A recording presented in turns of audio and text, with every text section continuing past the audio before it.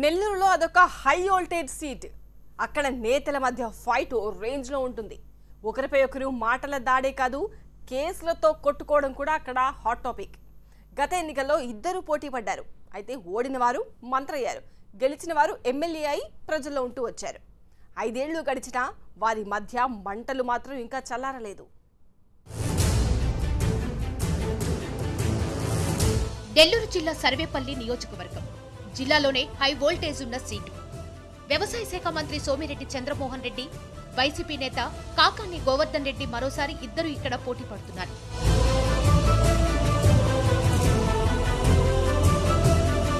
గత ఎన్నికల్లో సోమిరెడ్డి, కాకాని పోటీ చేశారు. వైసీపీ నుంచి పోటీ చేసిన కాకాని ఎమ్మెల్యేగా విజయం సాధించారు. ఆ తర్వాత ఎమ్మెల్సీ అయిన సోమిరెడ్డి చంద్రమోహన్ రెడ్డి కేబినెట్ బెర్తు కొట్టేశారు. వ్యవసాయ శాఖ మంత్రి అయ్యారు. సర్వేపల్లి చరిత్ర చూస్తే 1994, 99లో ఇక్కడి నుంచి సోమిరెడ్డి గెలిచారు. 2004 నుంచి వరుసగా 3 ఎన్నికల్లో ఓడిపోయారు. 2012 ఉప ఎన్నికల్లో కోవూరు నుంచి పోటీ చేసి పరాజయం పాలయ్యారు. అయితే వరుసగా 4 సార్లు ఓడిపోయిన సోమిరెడ్డి ఈసారి ఎలాగైనా గెలవాలని ఎన్నికల ప్రచారంలో దూసుకుపోతున్నారు. కాకాని గోవర్ధన్ రెడ్డి 2014లో తొలిసారి సర్వేపల్లి నుంచి వైసీపీ తరపున ఎమ్మెల్యేగా గెలిచారు. అంతకుముందు కాంగ్రెస్ తరపున జిల్లా పరిషత్ చైర్మన్ గా పనిచేశారు. అయితే సర్వేపల్లికి కాకాని లోకల్ అయితే సోమిరెడ్డిది నెల్లూరు రూరల్లోని అల్లీపుర. దీంతో ఇక్కడ లోకల్ నాన్ లోకల్ ఇష్యూ చర్చనీయాంశంగా మారింది. 5 ఏళ్లుగా సోమిరెడ్డి, కాకాని మధ్య మాటల యుద్ధం నడుస్తోంది.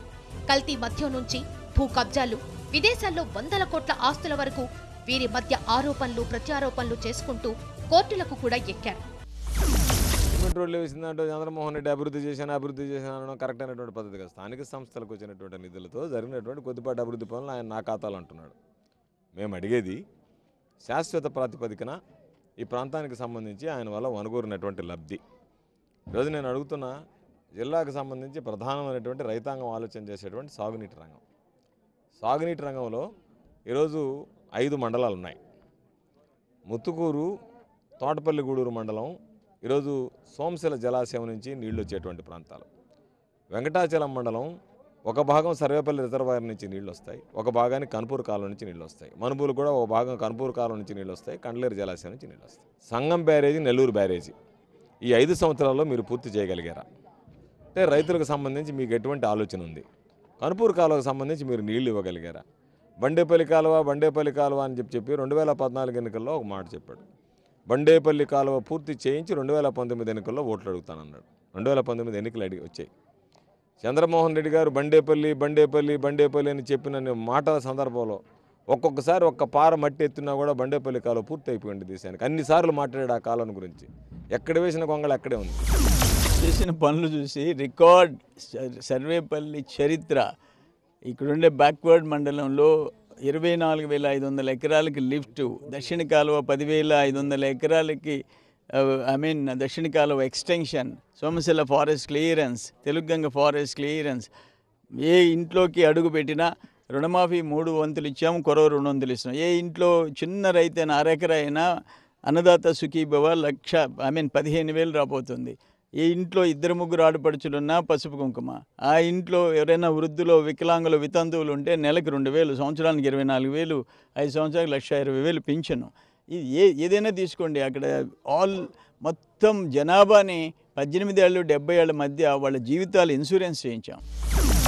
అయితే కొంత అభివృద్ధి చేశాడు. ఏం అభివృద్ధి చేశాడు అంటే నీరు చెట్టు అభివృద్ధి చేశాడు, దాంట్లో దోచుకున్నాడు. నేను చెప్తున్నా, చంద్రమోహన్ రెడ్డి గారికి ధైర్యం అంటే బహిరంగ చర్చకు రమ్మనండి. ఈరోజు కంపెనీ డీలరు 4,61,000కి ట్రాక్టరు డీలర్కి ఇచ్చాడు, రైతు రథం కింద ప్రత్యేక ధర నిర్ణయించి. మీరు ఎంతకు అంత కట్టారు రైతులకి? 5,64,000 అంట కట్టారు. అంటే 1,03,000. ఈ 1,03,000 నీ జోబులోకి పోయిందా లేదా? ఈరోజు నా దగ్గర ఆధారాలు ఉన్నాయి. రైతు రథం 10 రైతు రథాలు గ్రామాల్లో ఇచ్చారంటే 10,30,000 చంద్రమోహన్ రెడ్డి జోబులు వేసుకున్నాడు. ఈరోజు నేను చెప్తున్నా, గిట్టుబాటు ధరకు సంబంధించి 50 కోట్ల రూపాయల మిల్లల దగ్గర డబ్బులు తీసుకుని వ్యవసాయ శాఖ మంత్రి కాబట్టి 20 లక్షల టన్నుల ధాన్యం వస్తే 2 లక్షల ధాన్యం దానుకున్నాడు. ఎప్పుడన్నా మనం పసుపు కుంభకోణం చూసామా? పసుపు కుంభకోణం పాపం మట్టి కలిపి పసుపు అమ్మితే వీఆర్ఓని జిల్లా కలెక్టర్ సస్పెండ్ చేస్తే దాన్ని ప్రశ్నించిన దానికి జిల్లా కలెక్టర్ గారు మీరెవరు నన్ను ప్రశ్నించడానికని పెన్ డౌన్ స్ట్రైక్ అన్నాడు. ఏటికి భయపడలేదు. ఎందుకంటే జిల్లాలో విచ్చలవిడిగా అవినీతి జరిగింది. అవినీతి పరుడు కాకపోతే కాణిపాకం దగ్గరికి రమ్మంటే కాణిపాకం దగ్గర ప్రమాణం చేయమంటే మిగతా అన్ని మాట్లాడుతున్నాడు, కాణిపాకం రమ్మంటే పారిపోతున్నాడు. అవినీతి పరుడు కాదు కదా, ఏమి కాణిపాకం వచ్చి ప్రమాణం చేయడానికి ఇబ్బంది ఉంది, రమ్మను చేయమను. 7 కేసుల్లో ముద్దాయి, ఆయన మీద 20 క్రిమినల్ సెక్షన్స్. నిన్న నామినేషన్ వేస్తూ నా మీద ఇన్ని కేసులు ఉన్నాయి. ఎటువంటి కేసులు? భూ కబ్జా కేసు, చంద్రమోహన్ రెడ్డి పెట్టించింది కాదు, నువ్వు కబ్జా చేస్తే పెట్టింది. నకిలీ మద్యం, గవర్నర్ పరిపాలన, చంద్రబాబు నాయుడు గారు, చంద్రమోహన్ రెడ్డి కాదు, 4 కేసులు. ఆఖరాకి మేదరమెట్లలో ప్రకాశం జిల్లాలో తమరి మీద కేసు. ఎన్ని కేసులు? నకిలీ పత్రాలు, నకిలీ మద్యం. 40 ఏళ్ళు మా చరిత్ర.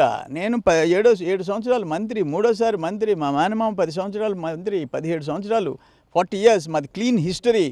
స్పెసిఫిక్గా ఎటువంటిదంటే అతను చెప్పేది, నోటికి ఏదొస్తే అది మాట్లాడే వాళ్ళ గురించి ఈ రాష్ట్రంలో ఉండే ప్రజలకు తెలుసు, జిల్లాలో ఉండే ప్రజలకు తెలుసు. నీకు దమ్ముంటే ఒక్క స్పెసిఫిక్ ఇష్యూ నేను చెప్పా. ఆ రోజు నా మీద 1000 కోట్లు అంటే 24 గంటలు టైం ఇస్తున్నా, పెట్టి కేసన్నా. పెట్టే దమ్ము లేదు, నేను పోయి పెట్టా. సుప్రీంకోర్టు పోయి బెయిల్ తీసుకొని తిరుగుతున్నాడు. ఇటువంటి వ్యక్తుల ఆరోపణల గురించి నోటికి గాలి మాటలు మాట్లాడేవాళ్ళు, వ్యక్తిత్వం లేనివాళ్ళు, క్రిమినల్ బ్యాక్గ్రౌండ్, 7 కేసుల్లో అక్యూజ్డ్ నంబర్ 1. నన్ను గురించి మాట్లాడే అర్హత అతనికి లేదు. మా ఇద్దరిని తీసుకెళ్ళి మీరు పరీక్షించండి. మా ఇద్దరిలో నా రక్తంలో బొట్టు ఆల్కహాల్ ఉంటే, ఈరోజు నేను సంతకం పెట్టిస్తాను. బొట్టు ఎప్పుడైనా సరే, ఈరోజు కాకపోయినా ఎప్పుడైనా.